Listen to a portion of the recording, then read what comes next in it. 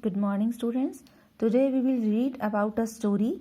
The name of the story is The Diamond Necklace. This is a story about husband and wife, how they take responsibility of the lost necklace. They have lost one necklace which they have borrowed, but how they fulfill their responsibility with the lost necklace, because responsibility helps a person to become honest and determined. A responsible person always reaches his goal. It also helps build character and makes one a more independent, self-reliant person. Okay, then let's start the story. Maria was a young pretty girl who was born in an ordinary family. Her father had no dowry, so she was married to a clerk. Maria इसमें एक girl का नाम है जो बहुत ही pretty girl थी, जो एक ऑर्डिनरी फैमिली में पैदा हुई थी, बट उसके फादर के पास ज़्यादा पैसे नहीं थे कि वो डावरी दे सके. डावरी दहेज जो शादी में सामान दिया जाता है वो. तो उसकी शादी एक नॉर्मल क्लर्क से की गई जिसकी ज़्यादा इनकम नहीं थी. One evening her husband came home with a large envelope in his hand. He said, "There is something for you." She tore the paper quickly and drew out an invitation to a dinner party 2 days later. एक शाम को उसके जो husband थे वो एक बड़ा सा एनवलप अपने हैंड में लेकर आए और उन्होंने कहा कि तुम्हारे लिए कुछ है. उसने जैसे ही पेपर को फटाफट से हटाया तो उसमें एक इन्विटेशन था डिनर पार्टी के लिए, जो कब था 2 दिन बाद होने वाला था. Instead of being happy, she threw the invitation on the table. She murmured, I am not coming with you. खुश होने की बजाय उसने इनविटेशन को टेबल पर फेंक दिया और मरमरिंग मतलब फुसफुसाई कि मैं तुम्हारे साथ नहीं आ रही हूँ. Why, my dear, I thought you would be glad. You never go out and this is a fine occasion for you, said her husband. She looked at him with anger and said, And what do you wish me to wear? I don't have a good sari to wear. Dear, मुझे लगा तुम खुश हो जाओगी, but इससे अच्छा मौका क्या होगा, बहुत दिनों से तुम बाहर भी नहीं गई हो. लेकिन जो मारिया थी उसने गुस्से से उस अपने हस्बैंड की तरफ देखा और कहा कि मैं पहनूंगी क्या, मेरे पास एक अच्छी साड़ी भी नहीं है पहनने को. Come let us see, I will buy a new sari for you, said the husband. Husband ने कहा कि वो उसके लिए नई साड़ी खरीद कर देंगे. How can I go to party when I don't have a single piece of jewellery, complain Maria. Mari ने कहा साड़ी तो आप दिला दोगे बट मेरे पास ज्वेलरी तो बिल्कुल नहीं है, मैं कैसे जाऊंगी पार्टी में. You may wear natural flowers, replied her husband gently. No, I shall look poor among rich women without ornament, said his wife angrily. Husband ने कहा कि नेचुरल फ्लावर्स के वो ऑर्नामेंट पहन सकती है, बट उसने कहा मारिया ने कि जो रिच वुमेन होंगी वहां पर सारी, उनके बीच में फ्लावर की ज्वेलरी पहनकर मैं बहुत पुअर लगूंगी. How stupid you are, her husband cried. Go to your friend Mrs Albert and ask her to lend you some ornaments. तो हस्बैंड ने एक उसको सजेशन दिया कि अपनी फ्रेंड मिसेज एल्बर्ट के पास जाओ और उससे कुछ ऑर्नामेंट्स जो है वो बोरो कर लो. The next day Maria went to her friend and asked her to lend her one of her ornament. She choose a necklace stud with precious stones that looked like diamonds. एक necklace उसने उससे बोरो किया जिस पर precious stone लगे हुए थे जैसे कि बिल्कुल डायमंड्स के जैसे हों. The night of the party arrived. Maria looked prettier than any other woman present there. All of men looked at her. She looked elegant and graceful. Party की नाइट थी जो आ गई थी. मारिया जो है वहाँ जितनी भी वुमन थी उन सबसे बहुत सुंदर लग रही थी. सभी आदमी उसकी तरफ ही देख रहे थे. वो बहुत ही ज़्यादा एलिगेंट और ग्रेसफुल लग रही थी. नाइट को ऑलमोस्ट 11:30 PM जब डिनर ओवर हो गया तो मारिया जो है वो अपने हस्बैंड के साथ घर लौटी.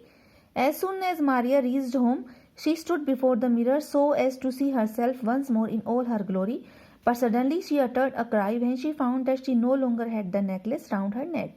Both of them searched for the necklace in and out of the house but failed to find it.